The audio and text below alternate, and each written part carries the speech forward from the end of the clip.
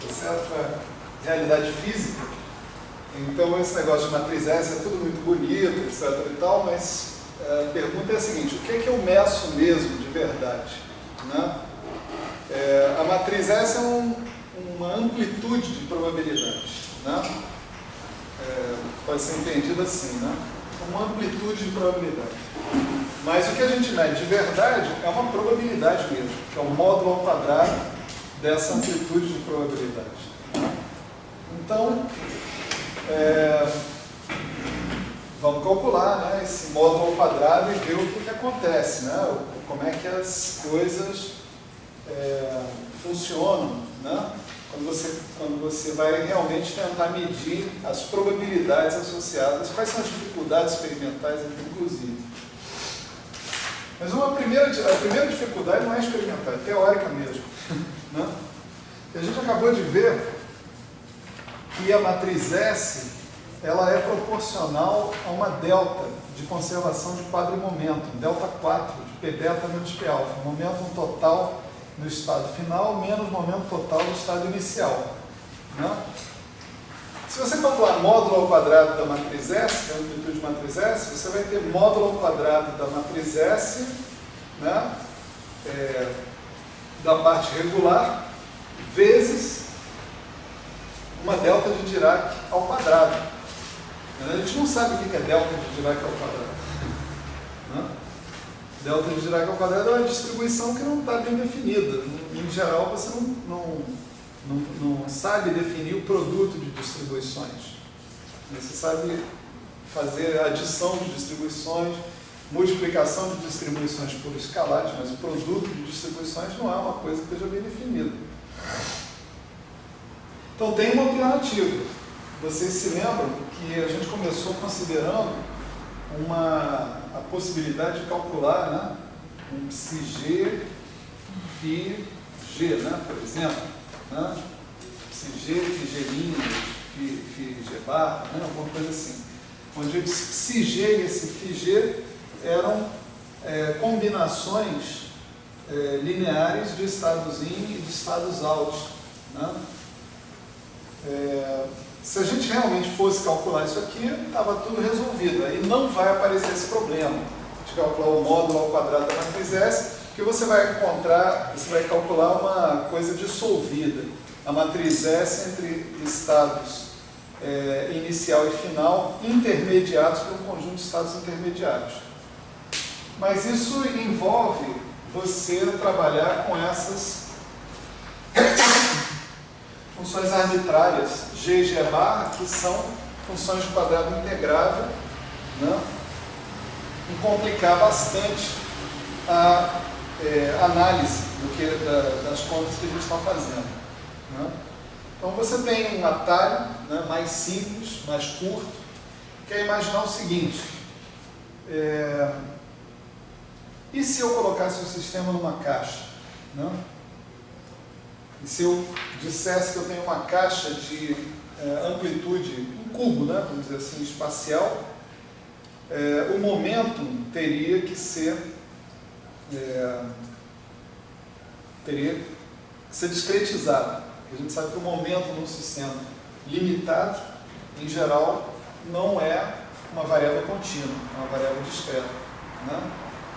E aí você teria essas singularidades todas, em princípio, tratadas. Né? É claro que sobra o problema de, no final, você fazer o volume da sua caixa ir para infinito. Mas aí a gente vai ver que, quando isso for necessário, nós vamos definir quantidades que são bem definidas nesse limite, no limite quando esse volume vai para infinito. Então a gente vai apelar para essa segunda variante. Né? A gente vai fazer o nosso experimento numa caixa, né? E verificar posteriormente como é que é o limite quando o volume dessa caixa vai para o infinito. Qual a primeira variante? Não entendi. A primeira variante é essa aqui. Né? Se trabalhar com pacotes de onda, né? Onde, se você explicitar isso daqui em termos de estados in e estados out, você vai ver que você não termina com esse problema de calcular o módulo do S beta alfa ao quadrado. Não tem isso. Aí é um fio, são duas letras diferentes? São, no princípio. Quer dizer, uma combinação linear, né? De estados in e uma combinação linear de estados out, né? Evoluídos no tempo, né? Naturalmente. Depois, quando você tem um limite, quando T tende ao infinito. Né? A gente falou disso lá atrás. Né? A gente falou disso lá atrás, aí nas notas de aula, não no livro. Né? Quando a gente começou a falar sobre a matriz S, na verdade, quando a gente definiu que a matriz S era o que continha realmente a informação sobre a interação. Né? Então, vamos lá, né? A gente está supondo que a gente tem uma caixa cúbica de lado L, né? Então o nosso volume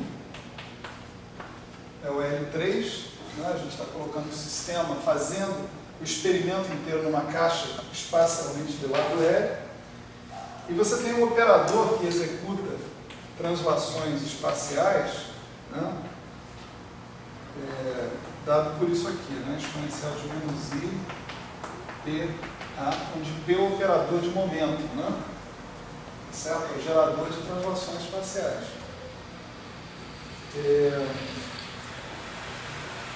Legal. Então você pensa, por exemplo, no estado de uma partícula, você vai ter que o estado transladado, né?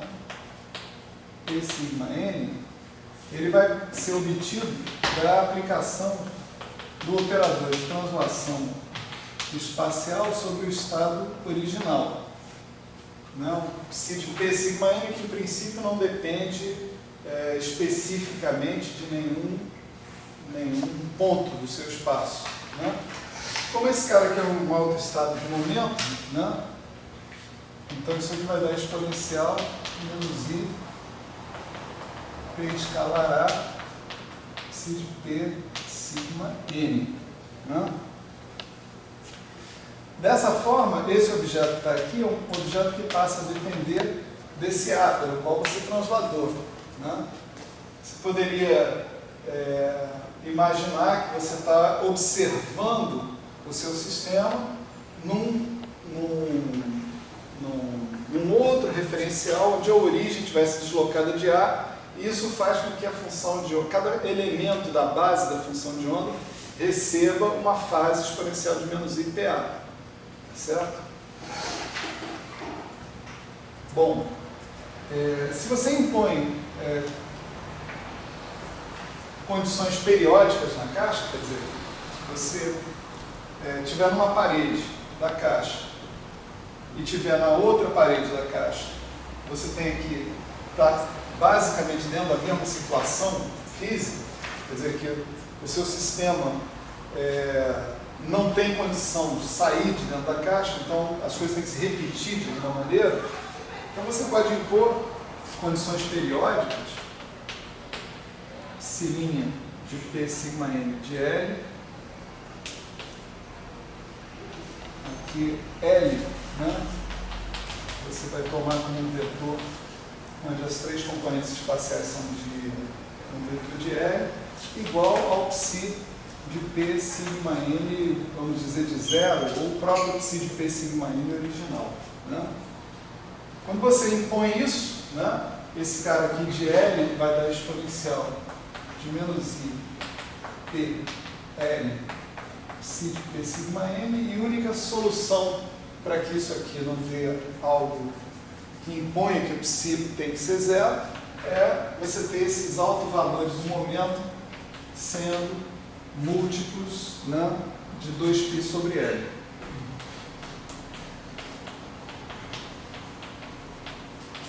Certo?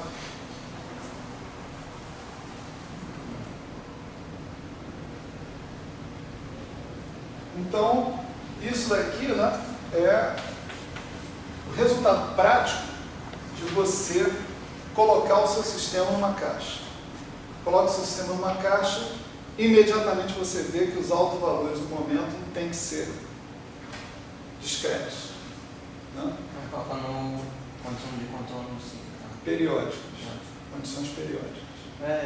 Falando em periódico, por que é mais natural botar um anel, que já é periódico, do que Um anel? Como assim? Sim, um círculo.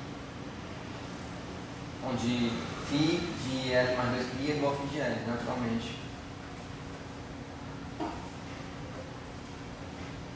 Por exemplo, a gente tem a mecânica quântica. Não, mas A gente calcula quanto é que é o P com condição de... Colocar o que num círculo? Hã? Colocar o que num círculo? De vez em uma caixa, por que uma caixa? Não, estou fazendo o experimento inteiro. Você quer colocar esse cara numa esfera, é isso?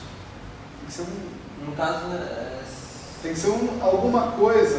Você está dizendo que o espaço está limitado. O espaço está limitado. estaria limitado assim, né? Enquanto na caixa não está. Tá Não, limitado. isso aí estaria limitado também, mas eu teria que complicar tremendamente, né? O meu problema. Para fazer isso. Aí eu ia falar da componente radial, por exemplo, do momento.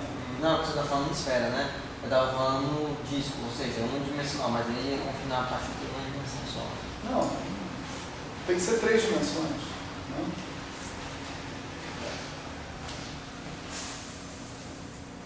Bom,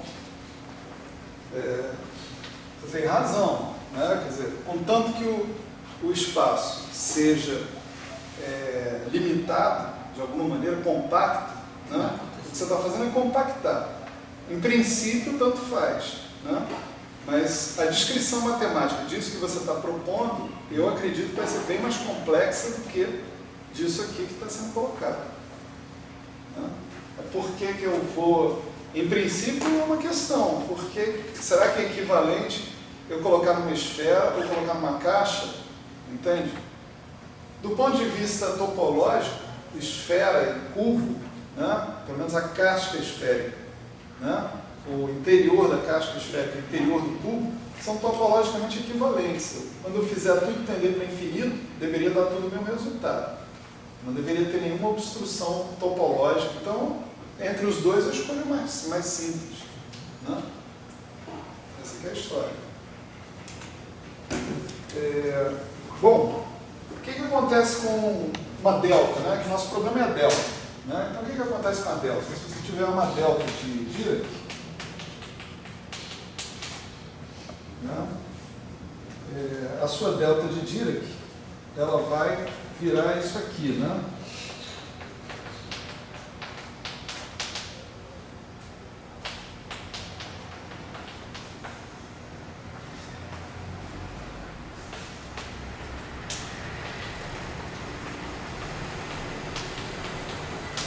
Certo?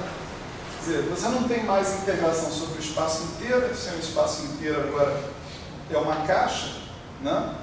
Então, sua integração sobre todos os x se reduz a integração sobre o volume de uma caixa.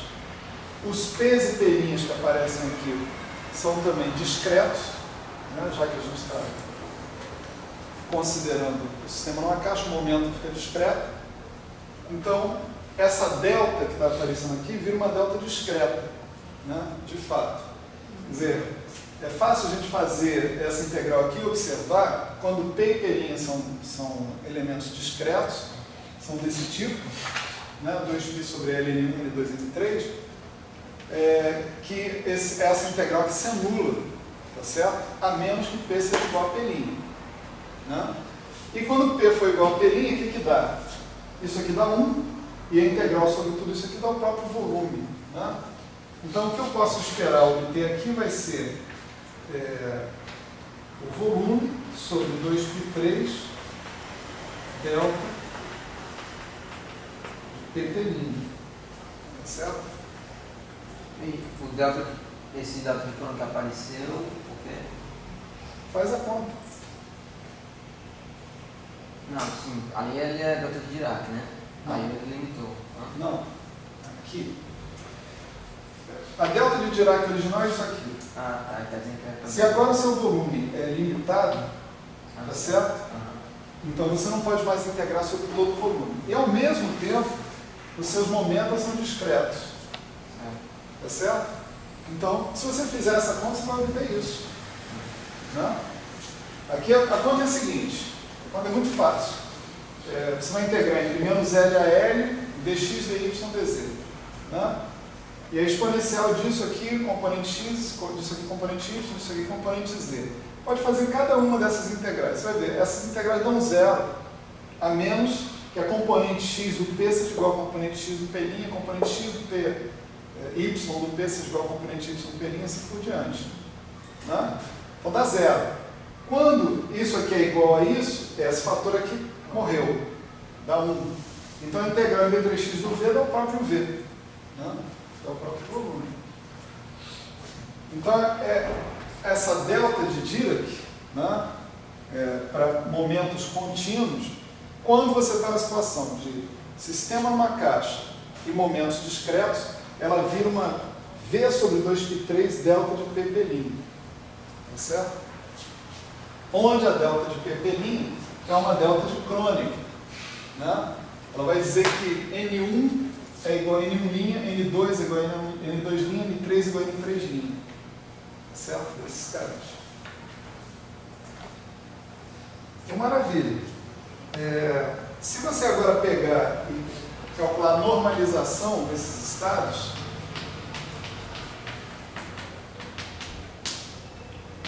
né? O resultado que a gente já atingiu lá atrás é que isso dá delta de P menos P', delta de sigma, sigma', delta de N'. Né? Essa era a normalização quando você tinha uma situação de contínuo. Né? Uma situação de volume infinito.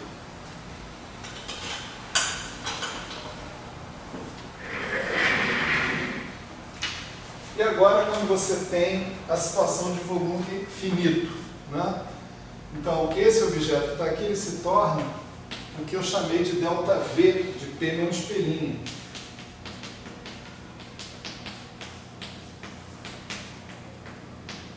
Tá certo? Que é V sobre 2π3 delta de P', delta de N'. Né? Bom, está claro, né, que essa relação que está aqui, entre psi de P, sigma n, psi de P', sigma n', mostra que eles não são normalizados. Né? Tem esse fator aqui estragando a normalização. Né? Então o que a gente faz? A gente normaliza esses caras para que o produto escalar dê 1, né? Essencialmente, quando os índices coincidirem. Então você define um cara que é o psi na caixa, né? P sigma n, que vai satisfazer essa condição de normalização aqui, ó, delta de P, P', delta sigma, sigma', delta n, n'. Né? E a relação entre o psi na caixa com o psi não normalizado, atenção, é o psi não normalizado, mas ainda associado a momento discreto. Não é o psi contínuo, é o psi associado com momento discreto. Certo? Então, a relação entre o psi da caixa, né, e o outro cara vai ser 2π3 sobre V elevado a meio psi de P sigma n. Né? Esse cara daí vai carregar esse fator que vai cancelar o fator de normalização depois. Né? Legal. Isso é para um estado de uma partícula. Né? Quando você for para o espaço de Hilbert de muitas partículas, você vai ter um estado, vamos dizer, φ-alfa, né? Onde você vai envolver produtos tensoriais desses estados de uma partícula. Então você vai ter que carregar essa normalização para cada um dos componentes do teu espaço produto tensorial. Né? Isso significa que o teu psi-alfa na caixa, ele vai ter uma relação com o psi-alfa fora da caixa não, psi-alfa não normalizado, né? Dessa maneira. Né? Você vai precisar desse fator 2π3 sobre V elevado ao meio, elevado a N alfa. Tá certo? E aí, a gente chega de... Repetir esse negócio do alfa. Em alfa partículas, né? Não. N alfa partículas. É um estado produto tensorial. São os fatores. Eu tenho que normalizar cada um dos estados que compõem o estado produto tensorial. Então, eu vou ter esse fator aí na frente. A normalização. Como é que é o produto escalar do estado psi alfa com psi beta? É o produto escalar de cada estado de uma partícula com o seu correspondente de uma partícula. O espaço de Hilbert de uma partícula. Mas ele não considera que elas interagem, né? Não importa. A normalização dos seus estados livres vai ser essa. Essa normalização tem que ser carregada para os estados interagentes. Não é? Porque a normalização da base in e da base out, ela é definida a partir da normalização da base livre. Tem uma transformação unitária que leva a base livre na base in. E aí, o produto escalar entre os estados in, psi in alfa, psi in beta, tá certo? O produto escalar de psi in alfa com psi in beta vai dar φ alfa e φ beta, graças ao fato de ter essa transformação unitária. Agora, o φ alfa e φ beta só é normalizado se eles tiverem esse fator 2π3 sobre V elevado a N alfa sobre 2. Então, o seu psi alfa in também vai ter que ter esse fator, senão ele não vai ser normalizado. Isso está lá atrás, quando a gente explicitou a relação entre os estados in e out e os estados livres. Esse psi aí, esse psi é o mesmo psi, aquele que a gente considera com dependência temporal. Quer dizer... Não, esses são os estados in e out.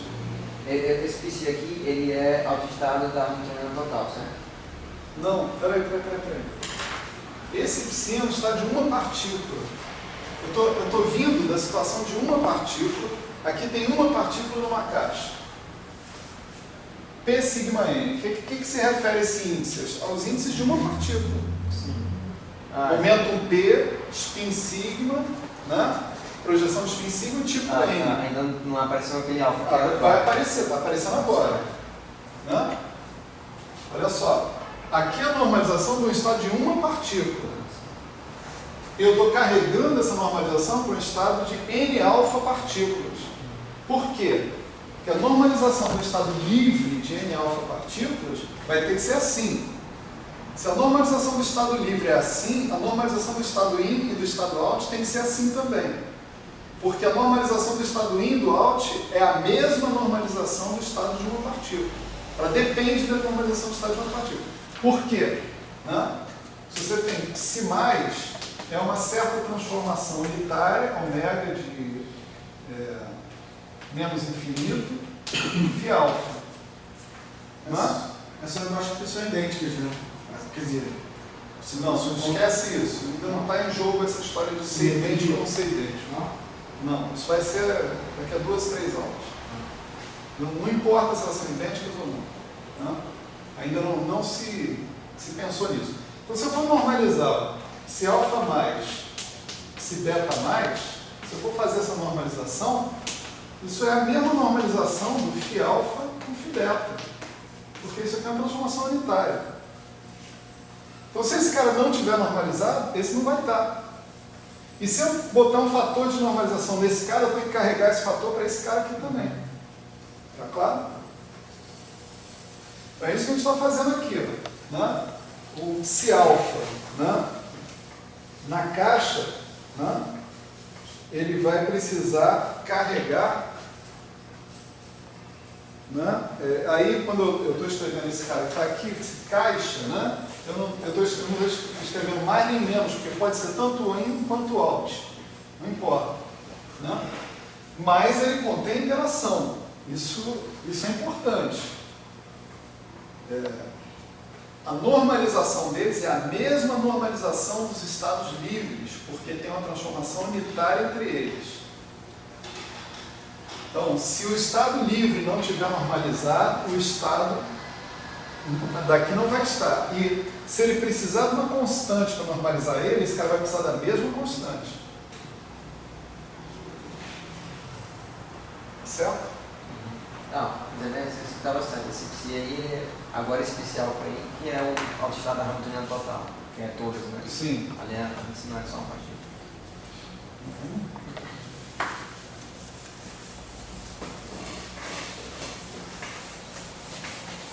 Bom, aí você vê, o que você chama de S beta alfa é um produto escalar entre um psi alfa in, né? Um psi beta alt e um psi alfa in, né? Então você vai ter isso aqui, né? Seu S beta alfa, você pode definir o seu S beta alfa na caixa, né? Que vai envolver o quê? Vai envolver os estados in e out normalizados de acordo com aquilo ali. O que vai acontecer? Qual a relação desse cara com os caras não normalizados? Né? Você vai ter um fator 2π3 sobre V elevado a N alfa mais N beta sobre 2 S beta alfa. Para cada estado que comparece no estado inicial, alfa, você tem que ter um fator 2π3 sobre V elevado ao meio. Para cada estado que comparece no estado final, beta, tem que ter 2π3 sobre V elevado ao meio. Então, no final, você termina com esse número, N alfa mais N beta sobre 2. Certo? Você aí considera o S já como um produto escalar? Sim. Estou carregando aquilo ali, né, para essa definição aqui, ó. O psi alfa, psi beta menos psi alfa mais. Né? E aí estou usando a relação entre os caras na caixa e os caras fora da caixa. Legal. A gente também tem que supor uma caixa temporal, né? Porque se eu esperar um tempo infinito, toda e qualquer reação, em princípio, pode acontecer dentro de uma caixa. Tá certo? As partículas estão lá confinadas dentro daquela caixa. Né? Elas vão reagir, bater na fronteira, voltar, reagir de novo, etc. e tal. Então, eu preciso de um tempo, né, que seja razoável para que tenha sentido eu falar sequer a probabilidade de uma certa transição acontecer. Né?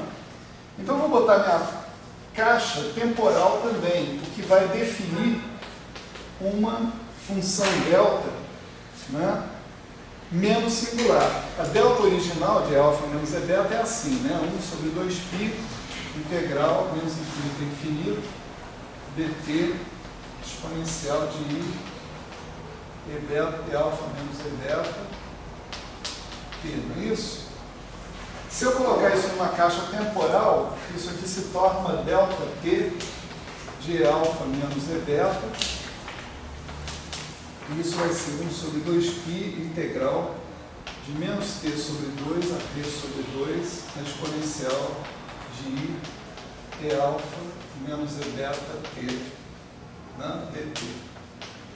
A diferença aqui é que alfa e E beta são variáveis contínuas. Eu não coloquei o sistema de verdade, né, numa caixa temporal.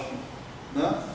Assim como eu posso colocar um sistema numa caixa temporal física, né? Que é o que eu monto aqui, eu estou fazendo uma experiência nesse laboratório, nessa sala. Então, espacialmente falando, meu sistema está numa caixa. Né? Agora, temporalmente falando, isso eu só posso fazer na minha imaginação. Né?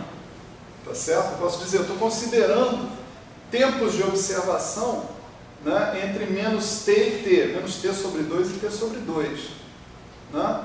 Mas as energias não têm nada a ver com isso. Então, se elas eram contínuas antes, elas continuam contínuas depois. O resultado é que esse objeto que está aqui não é mais uma delta de Kronecker, né? Mas é uma função fortemente concentrada em E alfa igual a E beta. Tá certo? É como se fosse uma gaussiana, né, fortemente concentrado em alfa, e alfa igual a E beta, tendendo a zero rapidamente. Quanto mais rapidamente ela vai tender a zero, quanto maior foi esse T que está aparecendo aqui. Tá certo? Ela você falou do crônico, mas ela era de Dirac, continua sendo de Dirac, só que... Não, ela não é mais uma delta de Dirac.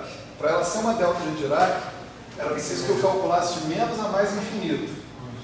Ela não é uma delta de Dirac, é uma função concentrada. Uma função concentrada. Mas Um cortezinho. É o quê? É um cortezinho. É o quê? É um cortezinho, você está cortando de um intervalo de tempo. Um cortezinho. Você não está indo de Não, menos a Eu mais. não entendi a palavra isso. Ué, é a parte você, concentrada da você Dirac. compara o tempo que você está pegando com o infinito, é um cortezinho. Não Um é? cortezinho. Não é? É que eu não entendi a palavra. Cortezinho. Cortezinho, corte. É um cortezinho. A gente chama de cut, né? Não deixa de ser um cut, se você vai pensar. Não complica não, é só tipo assim, é um processo de limite. Né? A gente vai mandar o T para infinito no final, só isso. Né? O que o cut faz? É isso? Agora, o ponto é o seguinte, como esse C alfa e E beta não são discretos, isso daí não é necessariamente uma função, uma delta de Kronecker. Né? Isso aí vai ser sim uma função concentrada de alfa e de E beta. Ela é mais significativamente diferente de zero, perto de alfa igual a E beta. Professor, não ficou claro a necessidade de fazer isso, porque as nossas condições de contorno são que, para menos infinito, eu tenho os Estados Unidos, o conjunto dos Estados Unidos, e para mais infinito, eu tenho outro conjunto dos Estados Unidos.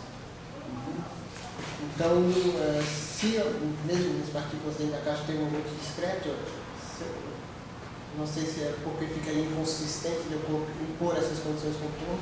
Não. O problema é outro, né, de fato. Né? A gente está querendo dar uma justificativa física para uma necessidade matemática. A matriz S, como comecei a aula, você não estava ainda, mas a gente vai calcular módulo de S beta alfa ao quadrado. O S beta alfa é proporcional a deltas espaciais e temporais. Delta 4 de P beta menos P alfa. Né? E você não sabe o que é delta 4 ao quadrado. Você não sabe o que é isso. A gente não sabe o que é delta 2, delta de x ao quadrado. Não é uma função definida. Não, é uma distribuição definida. Perdão. Então, você tem que tratar isso. A estratégia, pelo menos com a parte espacial, foi colocar o sistema numa caixa. Né? E por quê? Porque isso suavizava minhas deltas, transformando delta de Dirac em delta de Kronecker. No entanto, a gente está colocando o sistema também numa caixa temporal com esse argumento. O argumento de que se eu esperar um tempo grande o suficiente, todas as transições acabam acontecendo dentro de uma caixa. Então, eu vou limitar esse tempo de observação também. Esse é o ponto. Aí, se eu limito o tempo de observação, as minhas deltas se transformam em deltas temporais caracterizadas por esse tempo que está aí. Isso me resolve um problema prático, vamos dizer assim, de fazer o produto de delta por delta, e me resolve um problema concreto de eu fazer a observação do sistema numa situação em que eu tenho esse sistema confinado. São dois problemas numa tacada só. Por que a gente não quer ou não dá para... o momento foi discretizado, né? Porque colocar sobre limitar o volume significa discretizar o momento. A energia, né? Se a gente limita também. O que significa isso? Através de botar uma interação, né? Que uma caixa é uma interação. Claro, o que significa isso? Limitar o tempo. Não, estou perguntando o seguinte, a delta de temporal não virou uma delta de Kronecker, assim como virou a delta espacial, né? Não virou. Aí o motivo, porque a energia não discretizou como... Isso. Aí eu estou querendo lembrar, mecânica quântica, que a gente tem casos de energia discreta, não é isso? Sim. A gente não tem um contínuo. Então, o que está impedindo aqui de a gente discretizar a nossa energia também, assim como discretizando o momento. Então, como é que você discretiza a energia, né? Na mecânica quântica? Você discretiza a energia justamente submetendo o seu sistema a limites espaciais. Não é? Não só limite, mas estamos condições de contorno também. Não, mas ele já fez isso. Não, você tendo um potencial, né, por exemplo, que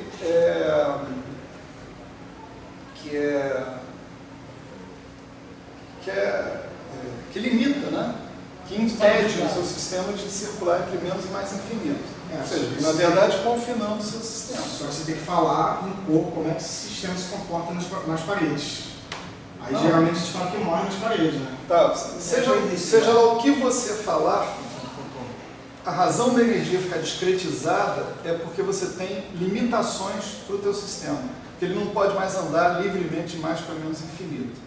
Eu acho que é aí que está. O P ele é limitado, e a energia, como sendo P ao quadrado. Aí que está a sua observação, né? Quer dizer, eu tenho um sistema que é limitado espacialmente, isso deve impor restrições para o espectro do seu hamiltoniano.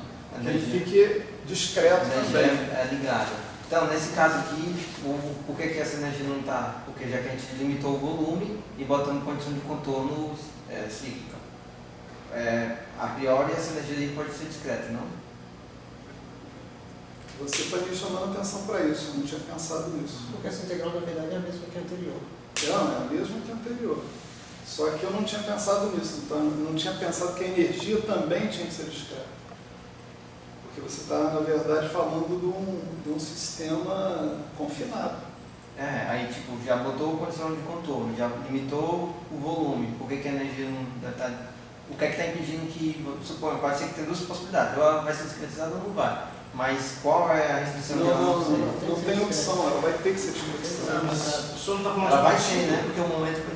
Não, mas todo Você sistema está falando de ligado. partido? Espera aí, um de cada vez. Quem fala primeiro? Todo sistema ligado tem energia discreta. Isso.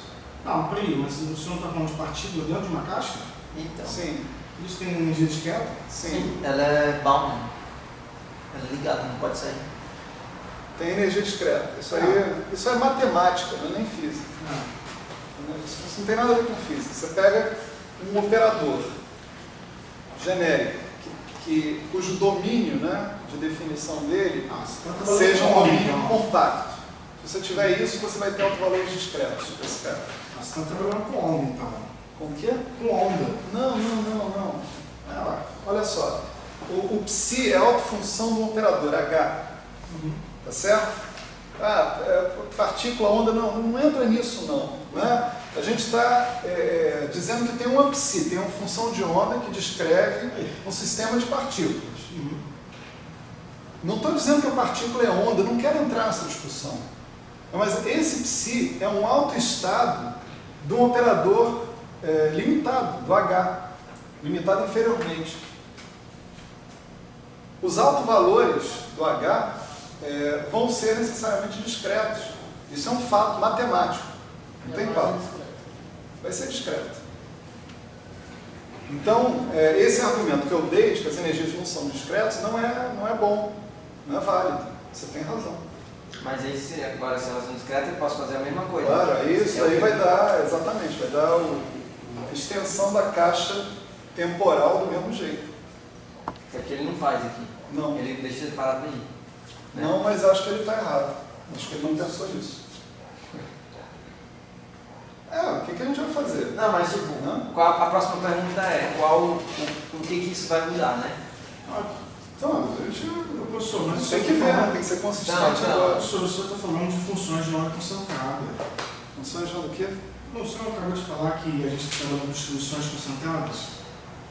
Delta não é uma função. Não, isso se a energia fosse contínua. O senhor falou precisa de uma onda. Se a energia fosse contínua. Mesmo discreto. Não, discreto é o mesmo argumento que está ali.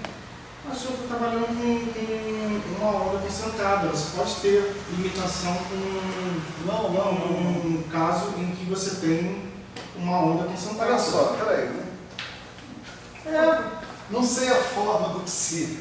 Essa maneira que o autor escreveu no livro é a mais genérica, porque você pode ter limitação não se a energia for discreta. Se a energia assumir valores discretos, só se você trabalhar com onda. Não, mas peraí, história de onda é isso, cara. A onda é quando você está com uma partícula espalhada na caixa toda. Não, você não, está não. trabalhando com ondas, gente, que tem um pacote de onda. Não, olha você está só. trabalhando com um pacote de onda. Não mistura as coisas. Mas eu estou tentando entender o que o autor disse, gente. Olha só, peraí. Por isso que essa é a maneira mais genérica. Eu não estou falando que ele está errado, eu estou falando que ele está certo se a gente estiver trabalhando com ondas. Mas aqui a gente está trabalhando com ele está pacote de onda. certo de qualquer jeito. O que é E-alfa? O que é E-alfa?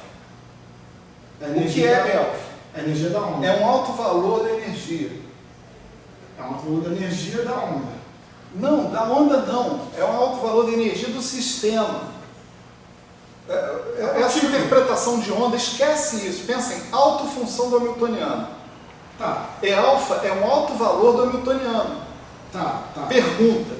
Agora, E-alfa é discreto ou é contínuo? E-alfa é discreto. Por quê? Porque o seu sistema é limitado espacialmente. Se for onda. E-alfa é discreto. Se for um pacote de onda, não. Não, E-alfa é discreto. Pacote de onda não tem energia. Não é um pacote de onda, é uma autofunção. O pacote de onda não é a autofunção do seu hamiltoniano. Se o seu hamiltoniano é um operador definido, né, sobre uma variedade compacta, os autovalores dele serão discretos.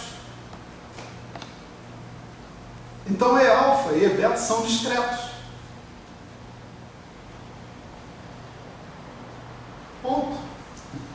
Aí quando acontece isso, a alfa e a beta sendo discreta, a gente tem problema na delta, né? Quando tira.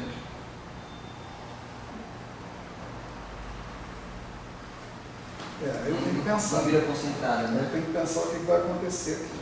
Gente, pelo amor de Deus.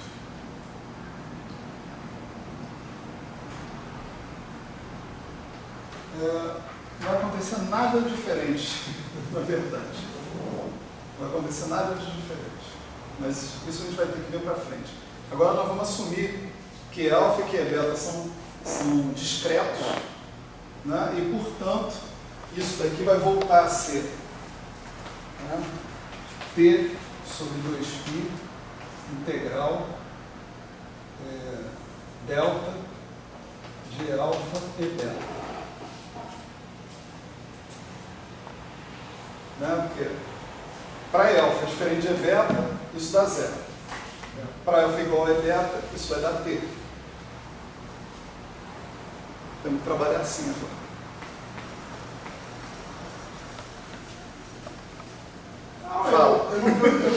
Eu não estou questionando, não. Diga. Não estou questionando, não, mas isso é só uma onda. O que você quer dizer com é só uma onda? A onda tem energia bem definida.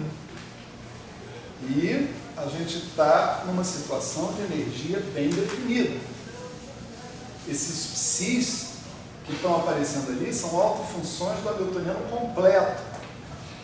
Autofunções. Eles não são pacotes de onda, são autofunções. Nós estamos numa situação em que a energia é bem definida. Isso é o significado de ser uma autofunção. Agora, a pergunta é outra. Peraí. A pergunta é outra. Essas energias são contínuas ou são discretas? Se você está falando de um sistema... Sessão de choque vem depois. Calma. O cálculo é feito para isso, né? Calma, cara. Peraí. Não vou falar sobre sessão de choque agora. De jeito nenhum. Pelo amor de Deus. Sessão de choque vai aparecer aqui. Né? E nesse momento nós estamos falando de uma coisa muito mais básica. Nós estamos falando de calcular módulo ao quadrado de S beta alfa.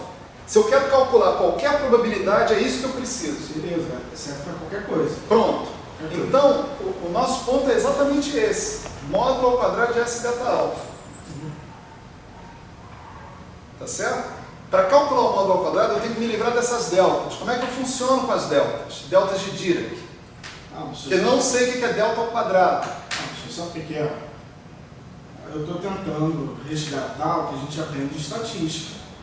Em estatística, você pode ter uma partícula com energia qualquer limitada numa caixa. Não, não pode. Em estatística, Desculpa, mas não pode. Uma partícula. Bom, estatística clássica, talvez. Estatística quântica, não. Porque a estatística quântica afirma que ela é uma Se o problema é esse, aguenta a mão que depois da aula a gente discute. Tá. Na boa. Porque isso aí eu te mostro em 30 segundos, que não pode. E não é estatística. Isso aí, se você vai numa estatística quântica, você vai ter que somar pelo quê? Pelos altos valores de energia no teu sistema. Pega uma partícula livre e bota ela numa caixa, os altos valores de energia são discretos. São discretos. Porque é uma onda. Não é porque é uma onda, porque são os autovalores do operador hamiltoniano. Quem são as autofunções? São ondas. As autofunções são ondas. Os autovalores são autovalores do operador que tem um domínio compacto. São discretos. Acabou. Não tem isso não. Isso daí não vamos discutir agora, senão a gente se ferra. Agora, lá no CERN, quando você vai a calculação de choque, o que você está batendo uma coisa com a outra é o quê? Eu não vou responder a sua pergunta. Professor, mas é partícula. Não vou responder a sua pergunta porque ela vem lá na frente. Quando você vier calcular uma seção de choque, você vai ver o que é uma seção de choque aqui. Entende? Nós estamos chegando na direção de introduzir isso. Como é que você vem falar em seção de choque agora, nesse momento? Agora o meu problema é muito mais simples. O meu problema é entender como é que eu realizo, né, uma matriz S numa situação limitada, como é que eu relaciono uma matriz S na situação limitada com uma matriz S na situação ilimitada. Como é isso? Aí, o que eu vim falar aqui? Né, só para a gente retomar. A gente veio falar da delta das energias. A gente já falou da delta dos momentos. A delta dos momentos, ela é crucial para normalizar a matriz S. Por quê? Porque os meus autoestados são autoestados de momento espacial. Então eu preciso saber da variação da delta de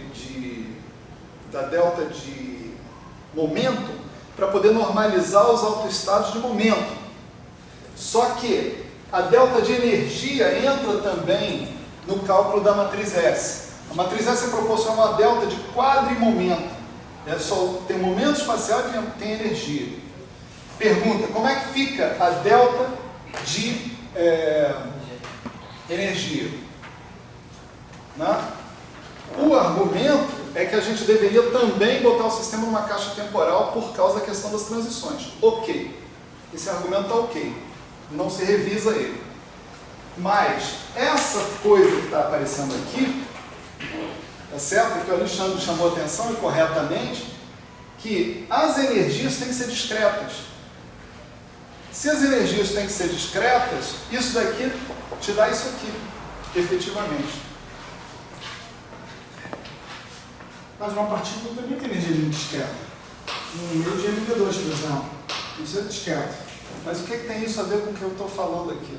Eu só estou tentando... O meio de MV2 não é discreto. Se V pode variar de 0 a infinito. Professor, que é o seguinte, a gente só vai pela abordagem da mecânica quântica. Você também pode ir pela abordagem da mecânica estatística. Não posso. Isso aqui não é mecânica estatística. Isso aqui não é mecânica estatística. Eu estou falando de um sistema. Isso é temperatura zero. Tá. Aula de mecânica estatística é de tarde, não é agora. Entendi. Mas eu estou falando de um sistema. Que história é essa de mecânica estatística? E, mesmo dentro da mecânica estatística, se você falar da mecânica de estatística quântica, você ainda tem que levar níveis de energia discretos em consideração. Isso, como eu te disse, não vamos discutir isso agora. Tá? Bom, então a coisa infelizmente é assim. Né? Então vamos ter que manter a atenção redobrada aqui, né, para entender como é que as coisas mudam agora. Então você vê o seguinte, se você agora estiver interessado na probabilidade do teu estado alfa ir para o estado beta, tá certo? Nós vamos calcular isso aqui, P de alfa e beta, esse é o módulo do S beta alfa ao quadrado na caixa, das coisas normalizadas. E isso se relaciona com as coisas que potencialmente vão para o que a gente quer fora da caixa, por essa relação aqui, então.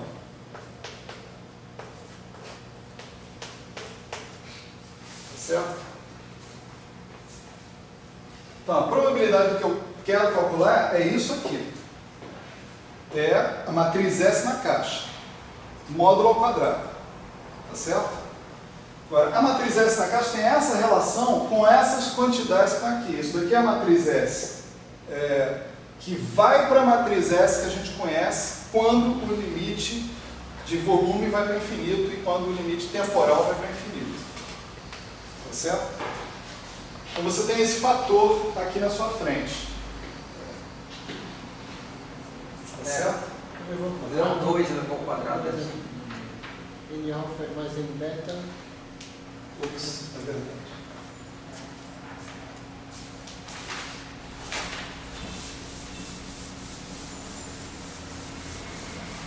Assim, professor, eu não estou querendo discussão não, desculpa, tá? Eu só estava querendo Nós estamos aqui, olha só, nós estamos aqui para discutir. Eu só estou querendo problematizar, entendeu? Nós estamos aqui para discutir. Agora a gente tem que discutir dentro de certos parâmetros. Entende? Você tem que entender o contexto do que está acontecendo no curso.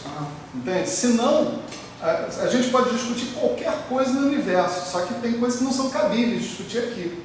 É só isso que eu estou chamando de atenção. atenção. Afirmou que a discretização ela vem da limitação. Eu já acredito que isso vem da condição de contorno. Pelo menos é isso que eu aprendo na mecânica quântica. É a mesma coisa. É a mesma coisa.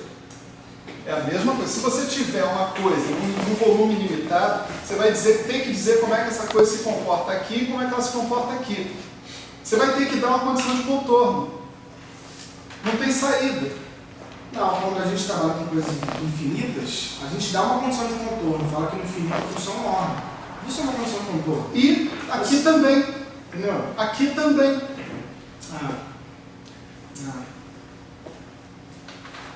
A discretização vem do fato de você estar num espaço limitado. Se você é num espaço limitado, impondo condições de contorno, você sempre vai terminar num espectro discreto. Sempre. Como eu disse, isso não é física, isso é matemática. Entende? Não é física isso. Bom, olha só, gente. O que a gente tem aqui definido é uma densidade de probabilidade. Né? Se eu quero uma probabilidade, eu tenho que imaginar o seguinte. Né? Eu tenho que imaginar uma densidade de estados finais para os quais o meu sistema tem a probabilidade de transitar. É mais ou menos o seguinte, quando eu tenho módulo de psi ao quadrado, eu tenho uma densidade de probabilidade.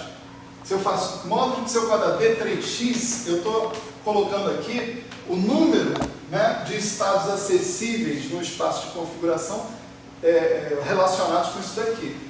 Então essa densidade de probabilidade multiplicada pelo volume ali do espaço me dá uma probabilidade. Tá certo? A gente tem que fazer uma coisa similar, porque a gente tem a probabilidade, dado que você tem as coisas descritas pelo estado psi alfa, você terminar com elas descritas pelo estado psi beta. Só que o estado psi beta é definido por um contínuo de autovalores em geral. Isso antes da gente pôr na caixa.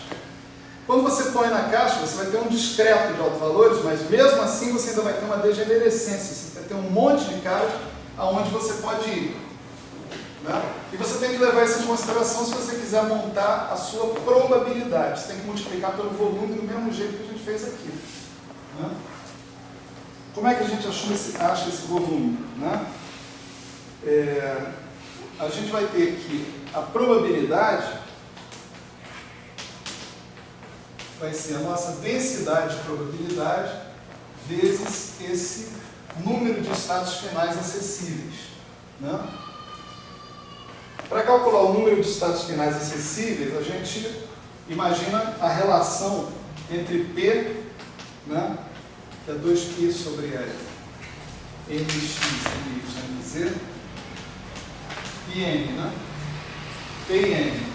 Quer dizer, se eu quiser saber um delta nx, por exemplo, isso daqui vai ser L sobre 2π delta P, né? X. Delta ny, L sobre 2π delta py, assim por diante. Quer dizer, se eu tiver um intervalo de momento, onde eu possa terminar com a minha transição final, né? O número, a variação do delta nx vai estar relacionada em termos da variação desse momento no final. Né? Então, se eu tiver um delta n, isso vai ser delta nx, delta ny, delta nz, e isso vai ser L3 sobre 2π3, que é o V vezes, né? O delta 3p, se a gente quiser, e isso vai ser o V sobre 2π3, delta 3p. A gente coloca delta 3p, mas você já pode projetar isso como D3p, porque você vai fazer depois o volume tendendo para infinito, e esses fatores que estão aí vão virar exatamente os elementos de integração sobre os momentos. Né? Bom, aí se você tem a variação, né, o número de estados, né, acessíveis, né, para uma determinada partícula, quando você tiver n beta partículas, né, você vai ter essa história aqui, ó.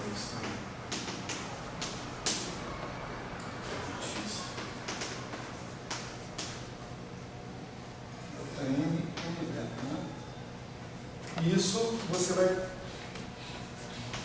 obter um fator V sobre 2π3 elevado a n beta,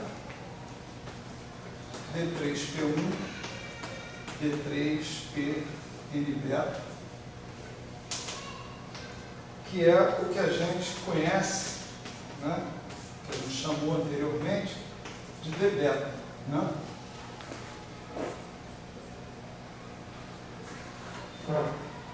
Então, quando você quiser saber a probabilidade, não a densidade de probabilidade, você tem que multiplicar por esse fator, delta n beta. E esse delta n beta carrega aquele fator V elevado a n beta dentro da história. Tá certo? Então, o nosso dp de alfa em beta, ele vai se transformar, né, nesse fator aqui, S delta alfa na caixa ao quadrado, V sobre 2π3 elevado a n beta de beta. Né? Substituindo a relação lá do S beta alfa na caixa, que a gente acabou de encontrar, né, você vai ver que esse fator aqui é exatamente o que você precisa para cancelar esse que está aqui, 2π3 sobre V elevado a n beta. De modo que o teu resultado não vai depender do n beta, né, de potências do volume elevado a n beta.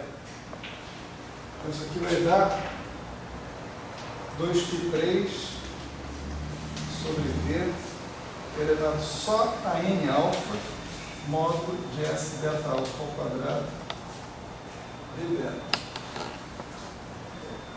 Certo? Esse dp é densidade, probabilidade? Não. dp é o quê?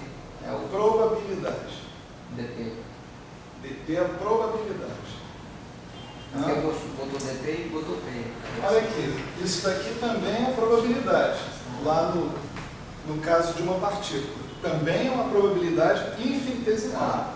Você integra esse negócio para todo x, dá 1. Né? É a mesma coisa aqui. Né? Você está falando de uma situação de espectro contínuo. Toda vez que você estiver falando de uma situação de espectro contínuo, você precisa multiplicar pelo volume do espaço no espaço do qual o psi depende. Tá certo? Bom, aí agora nós temos os instrumentos todos na mão para a gente tratar com a questão das deltas. Tá certo? Você vê que as deltas, elas estão embutidas aqui dentro, no módulo do S beta alfa ao quadrado. O S beta alfa é proporcional a uma delta de P beta menos P alfa.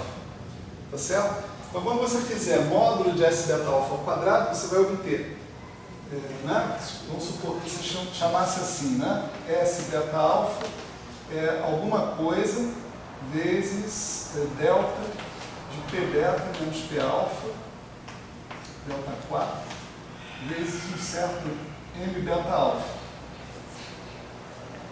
Quando você calcular o módulo disso ao quadrado, vai aparecer um quadrado de uma delta e um quadrado de um M desse. Pergunta: esse M, né, poderia ter outras deltas dentro dele, além dessa? Em princípio, sim. Né? Em princípio, poderia, se você estivesse tratando de processos assim. Por exemplo, imagina que o seu processo fosse um processo de 4 partículas indo em outras 4. Tá certo? 4 partículas indo em outras 4. Uma possibilidade, né, disso aqui acontecer é você ter isso. Vamos chamar assim: 1, 2, 3, 4, A, B, C, D. Então, 1, 2 vai em AB, 3, 4 vai em CD. Isso é uma possibilidade. Né? Outra possibilidade poderia ser, né, por exemplo, 1, 2, 3 indo em AB e 4 indo em CD. E tem uma possibilidade, tá certo? Que eu vou anotar aqui por último, que é todo mundo interagindo com todo mundo.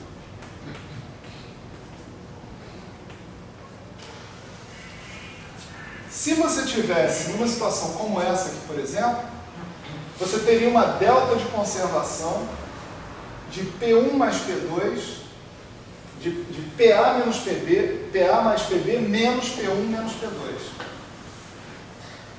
Porque esse sistema sozinho teria que conservar momento.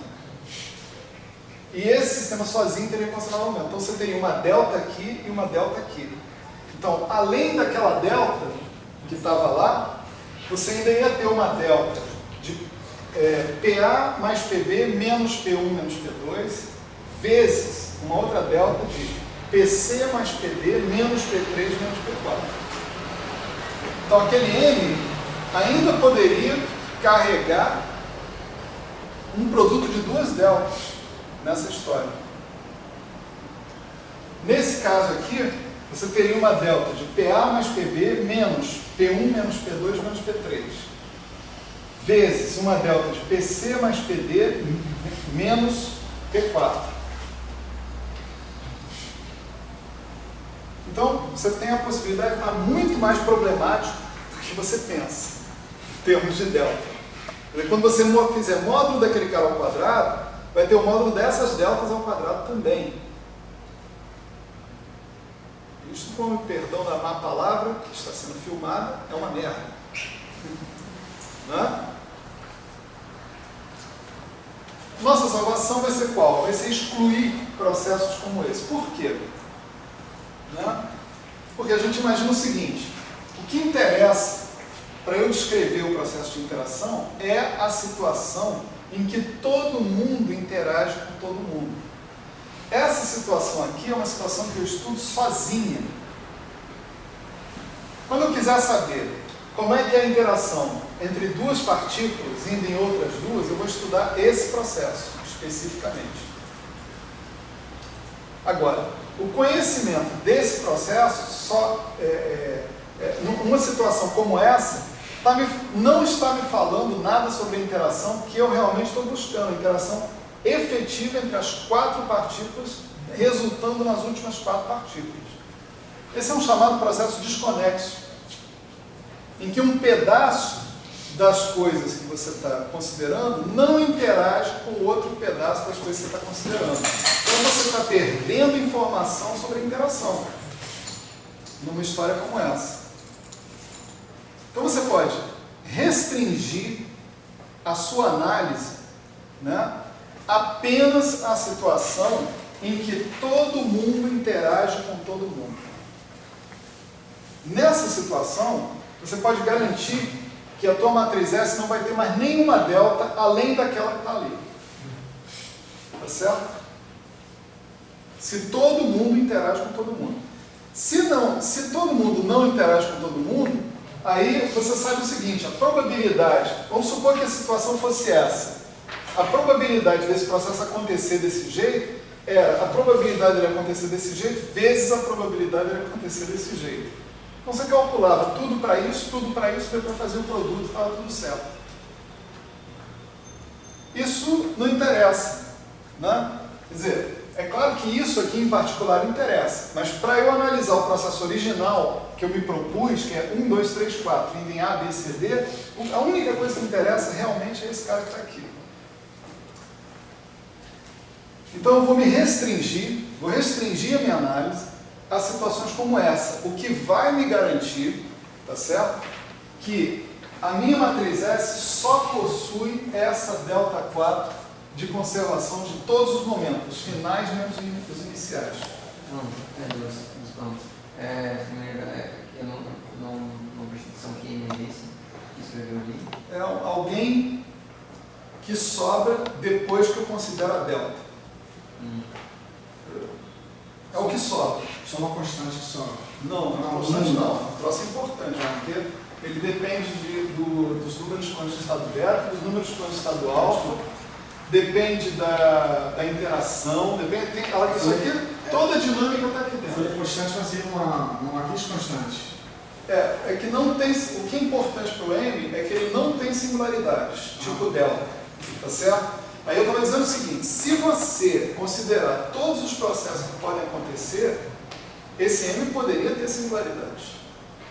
Singularidades desse tipo. Deltas, por que não quer? Não, tem uma delta já, aí não quer que apareça mais deltas. Se já tem uma ou já tem várias, qual vai ser a diferença agora? Porque a gente tinha visto que o módulo ao quadrado, o módulo ao quadrado da delta era complicado, mas ele já tem uma delta, não é? De novo? Oi? Peraí. Tô dando desânimo, gente. Olha só, peraí. O Zico vai ser o cara da Tô FIFA. brincando. Você tem que ficar feliz, professor. Hein? O Zico vai ser o presidente da FIFA, tem que ficar feliz. Não, vai ser droga nenhuma. Esse Zico também é mandrake pra cacete. Mas enfim, olha só.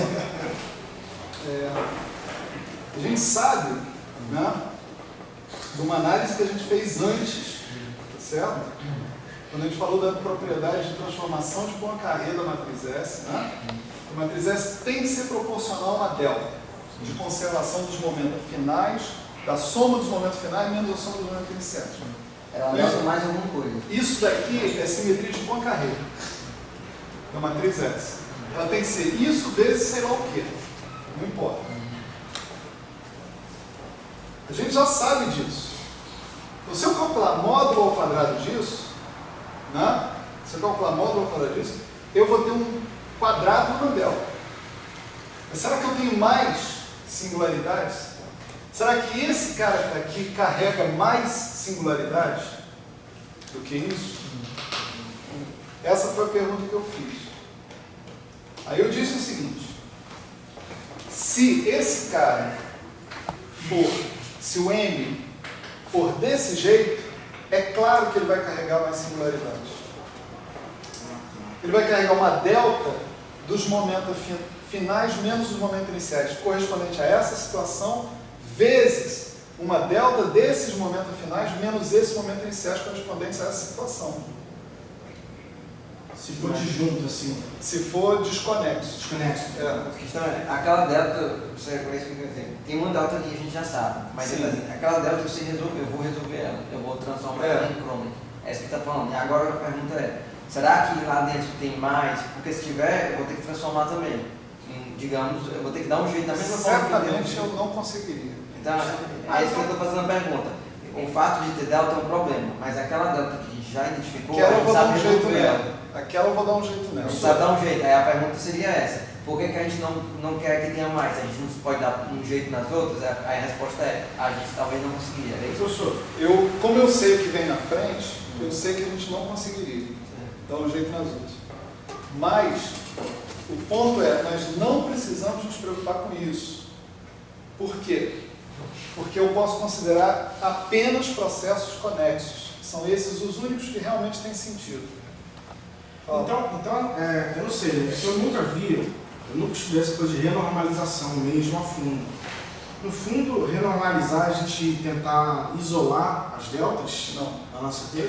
tem nada a ver. Isso então que o senhor está utilizando não é renormalização. Não é renormalização. Ah, Isso aí você poderia chamar de normalização. entendi. Ainda Não de uma renormalização. outra coisa. Não tem nada a ver com a normalização. Entendi. Tá? Então, o ponto é, se a gente se restringir a considerar processos conexos, a gente não tem mais deltas vindos dentro daquele M. Aí uma pessoa pergunta fisicamente o que representa esse 1, 2, 3, 4, A, B, C, D, por exemplo. Dá um exemplo, por exemplo, nêutron caindo, pósitron e elétron, por exemplo. Isso seria esse tipo? É difícil porque você não faz experiência assim nos aceleradores. Você faz experiência com 2 caras. Você não bota 4 caras para colidir, entendeu? Então, vamos lá. Vou inventar um negócio. Elétron, pósitron, próton, antipróton. Pronto. Aqui, indo em.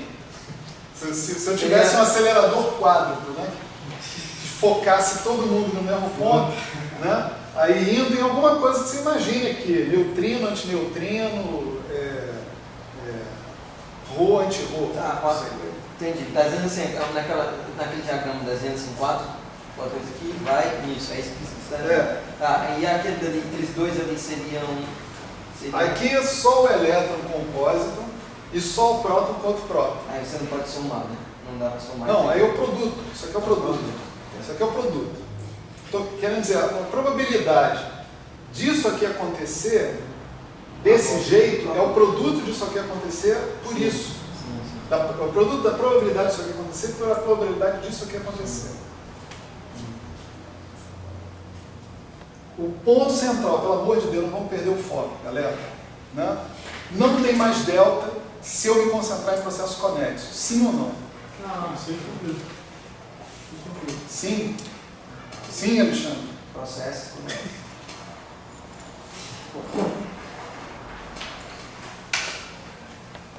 Beleza, cara, esse dinheiro é suave. O que foi? Esse dinheiro é suave. Professor, que isso? Você está dando aula para quem quer ser doutor, né? Não é isso não. Não tem nada a ver. Eu tenho que fazer piada, cara, senão vocês dormem. Não tem isso, tranquilo. Então, olha só, agora vamos lá, vamos chegar naquele ponto onde a gente se ferraria, né? Vocês vão ver que a gente não se ferra, a gente volta para as coisas do Weinberg, sem maiores problemas. Se ferraria com a nova interpretação de que o E é discreto. Certo? Então, isso aí não vai nos causar problemas. Não vai nos causar problemas. Então, olha só, a nossa suposição vai ser a seguinte agora, né? Eu acho que eu vou deixar isso aqui no quadro, porque daqui a pouquinho a gente vai voltar a isso, né? Olha, independente de qualquer coisa, deixa eu só falar para vocês. Essa aula aqui é para isso. É para a gente sair na porrada, se for preciso. Com toda a educação, né? Sem... É só não xingar a mãe. Só não xingar a mãe, nem nada, não tem problema nenhum. A gente está aqui para discutir mesmo. A coisa é essa. Agora, um pouquinho de bom senso vale a pena. Professor, mas sair do bom senso não é bom, professor. Não, sair do bom senso é horrível. Não vem com essa não, te conheço. Olha só. Então, a nossa hipótese vai ser que o S, beta alfa, né? Eu vou botar aqui arbitrariamente um menos 2πi, delta 3, V de P beta menos P alfa, delta T de E beta menos E alfa, N beta alfa. Essa é a estrutura do S beta alfa. Tá certo? que a gente está considerando. A estrutura do VS beta alfa é, eu tenho a delta 4 de P beta menos P alfa, que é isso aqui, e eu tenho um objeto que não envolve mais subdeltas de conservação. Tá certo? Ou seja, eu não estou considerando processos que ocorrem daquelas maneiras iniciais ali. Estou considerando apenas processos onde todos os momentos de todas as partículas se alteram, ou se altera a qualidade das partículas, no final das contas. Estou com dúvida aqui. Vale. A gente viu que a S ela era uma delta de beta menos alfa, menos 2pi vezes delta da energia, né, vezes uma coisa aqui que tem a ver com potencial, que é o CCM beta alfa. A minha pergunta é, porque a gente tem esse 2pi, está associado com essa delta de energia, tá ali, beleza. Mas não tem mais delta de beta menos alfa nessa S. Que é um delta Por que não tem? Por que não tem? Porque não tem. Vamos pensar. Está considerando que são igual, beta igual. Não, diferente. Isso não está implícito no que nós estamos falando aqui? Tem 1, 2, 3, 4 indo em A, B, C, D. E tem interação acontecendo. Se tem interação acontecendo, essa primeira delta, lembre-se, é delta de beta menos alfa. Ela precisa que a energia da primeira partícula que entra seja igualzinha à energia da primeira partícula que sai. A energia da segunda partícula que entra seja igualzinha. Ela é muito mais forte que a delta de P beta menos P alfa. Sim. Aí a gente não sabe se esse A Para essa primeira delta, só é diferente de zero se a energia do 1 foi a energia do A, se a energia do 2 foi a energia do B, se a energia do 3 foi a energia do C, se a energia do 4 foi a energia do D. É a única situação em que ela é diferente de zero. Tá, não necessariamente nessa ordem, mas que existe uma correspondente, né? Do outro lado, tipo, pode ser 1 com C, 2 com... Não, inclusive que o estado beta seja igual ao estado alfa, senão não dá certo. Então não tem assim... Não mudou nada. Todas as partículas que entraram saíram. Saíram do mesmo jeito que entraram, com o mesmo momento que entraram. O que aconteceu aí? Não teve interação. Isso. Veio igual a zero. Exatamente. Então se beta for diferente de alfa, esse negócio não rola.